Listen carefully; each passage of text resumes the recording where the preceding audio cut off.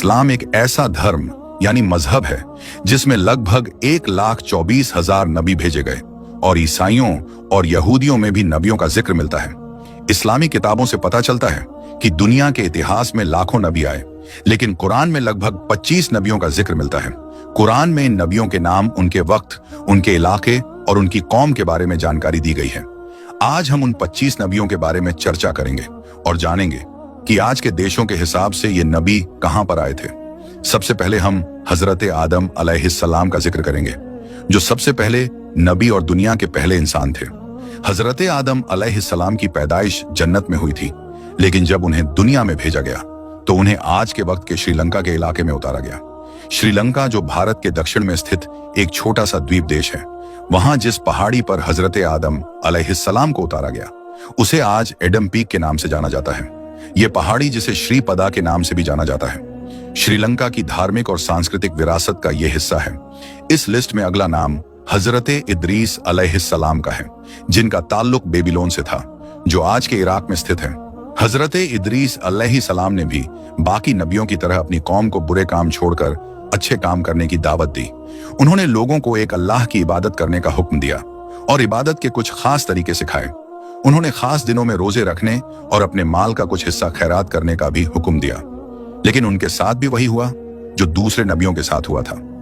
उनकी कौम ने उनके साथ बुरा सलूक किया, जिसकी वजह से हजरत इदरीस अलैहिस्सलाम ने अपने मानने वालों के साथ हिजरत की आज के मिस्र के इलाके की तरफ। इस लिस्ट में अगला नाम हजरत नूह अलैहिस्सलाम का है, जिसे आदम सानी भी कहा जाता है।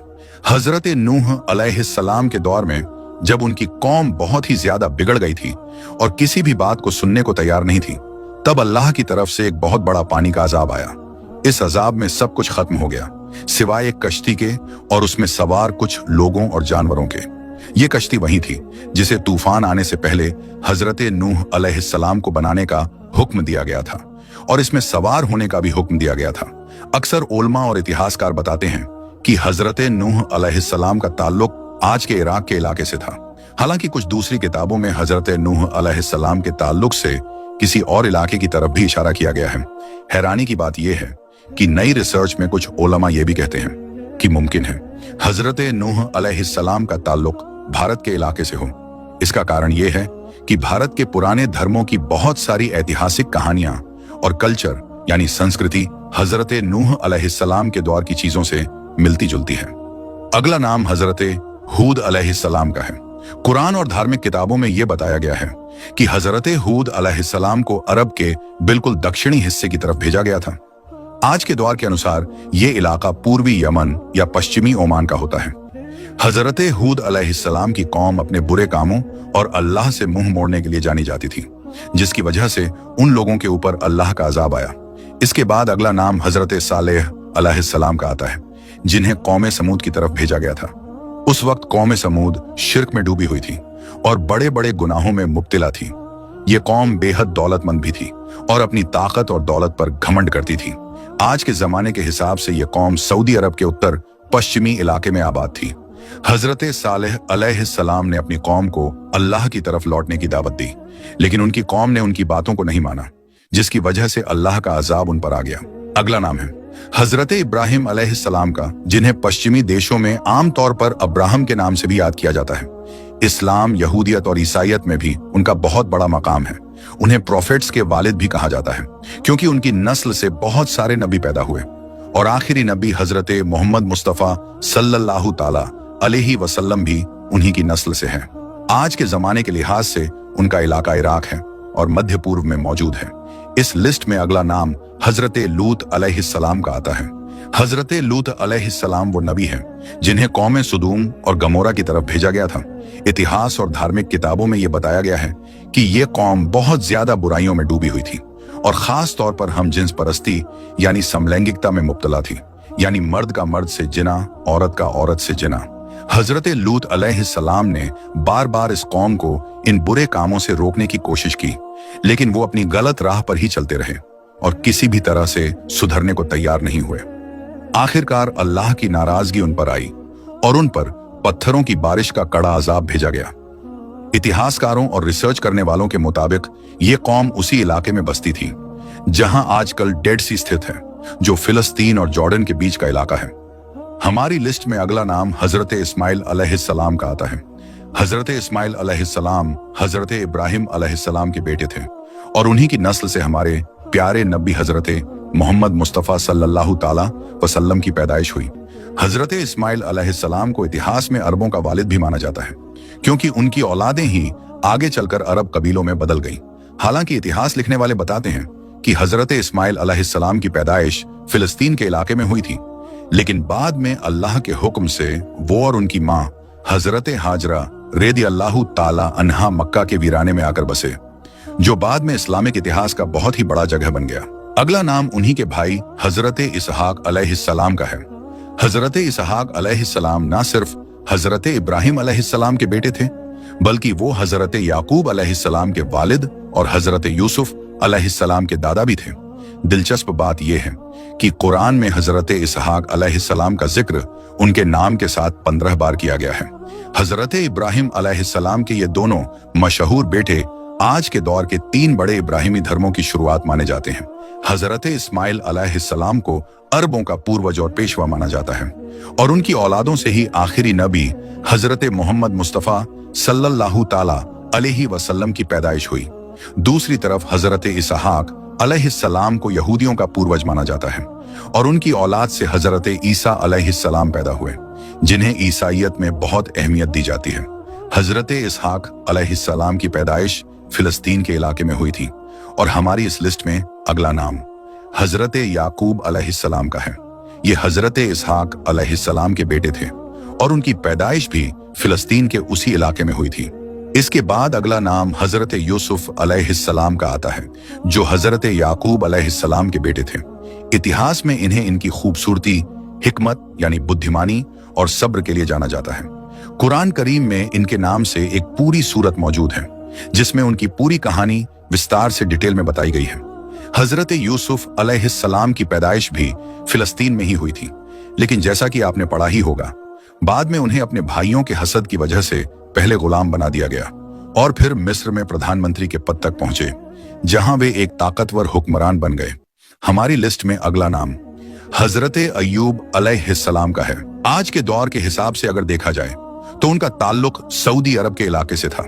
हजरत अय्यूब अलैहिस्सलाम को इतिहास में उनकी फर्मा बरदारी और खास तौर पर सब्र के लिए जाना जाता है, क्योंकि अल्लाह की तरफ से जो इम्तिहान उनके सामने आया शायद ही किसी और पर आया हो, लेकिन उन्होंने हर हालत में अपनी सच्चाई और सब्र को बनाए रखा। उनके बाद अगला नाम हजरत शोएब अलैहिस्सलाम का है। आज के वक्त में उनका ताल्लुक सीरिया से था, जिसे शाम भी कहा जाता है। उन्हें मदियन के लोगों की तरफ भेजा गया था, जो उस वक्त में कमजोर और गरीब लोगों के साथ वो लोग बहुत बुरा सलूक करते थे। हजरत शोएब अलैहिस्सलाम ने इस बुरी हालत को ठीक करने और इंसाफ देने के लिए पूरी कोशिश की। उन्हें बार बार खबरदार किया और अल्लाह की तरफ लौटने का हुक्म दिया, लेकिन वो किसी सूरत में वापस होने के लिए तैयार नहीं थे। इतिहास लिखने वाले बताते हैं कि उनके इलाके को एक जबरदस्त जलजले के जरिए से तबाह और बर्बाद कर दिया गया था। मेरे दोस्तों, हमारी इस लिस्ट में अगला नाम हजरत मूसा अलैहिस्सलाम का है।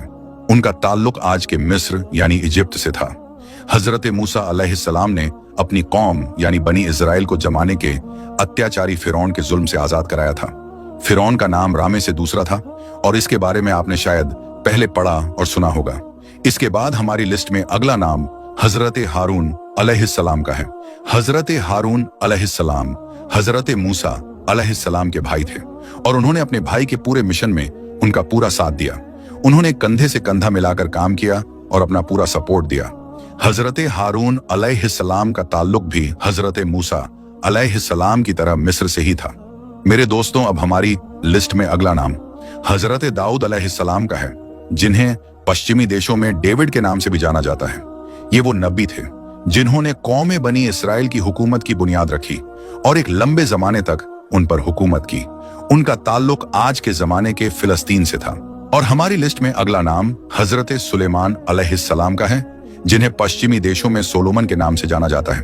हुकूमत के मामलात में ये अपने वालिद की तरह यानी हजरत दाऊद अलैहिस्सलाम की तरह या शायद उनसे भी ज्यादा आगे नजर रखते थे। उन्होंने एक लंबे जमाने तक बड़े इलाके पर हुकूमत की और अल्लाह की तरफ से उन्हें कुछ खास तोहफे भी मिले थे, जैसे कि जानवरों की भाषा समझना और जिन्नात के साथ साथ पूरी दुनिया पर भी हुकूमत करना। यह भी जानना जरूरी है कि उनका ताल्लुक भी फिलिस्तीन से ही था। सिर्फ यही नहीं बल्कि हमारी लिस्ट में अगले नबी हजरत इलियास अलैहिस्सलाम हैं। उनका ताल्लुक भी फिलिस्तीन के इलाके से था। हजरत इलियास अलैहिस्सलाम को ऐसी कौम की तरफ भेजा गया था जो उस समय बाल नाम के एक बुत की पूजा किया करते थे। हजरत इलियास अलैहिस्सलाम ने अपनी पूरी कोशिश की कि उनकी कौम बुत परस्ती छोड़कर एक अल्लाह की इबादत करे।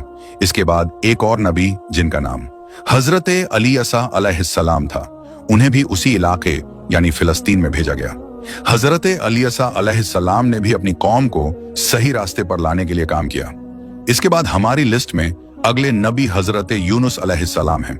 उनका ताल्लुक आज के दौर में इराक के इलाके, खास तौर पर मोसुल शहर से था।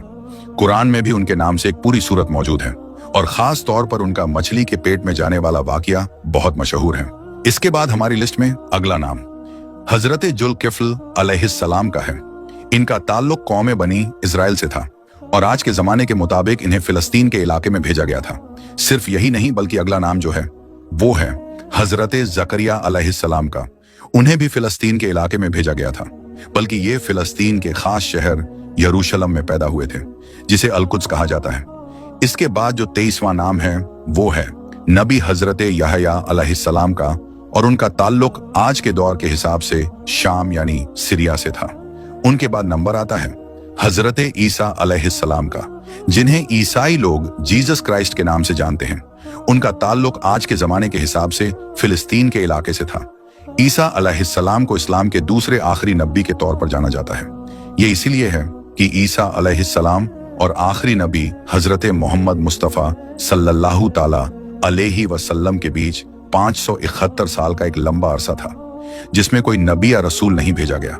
लगभग 571 साल के बाद 571 ईस्वी में सऊदी अरब के मक्का शहर में नबी पाक हजरत मोहम्मद मुस्तफ़ा सल्लल्लाहु ताला अलैहि वसल्लम की पैदाइश हुई, जो आखिरी नबी है।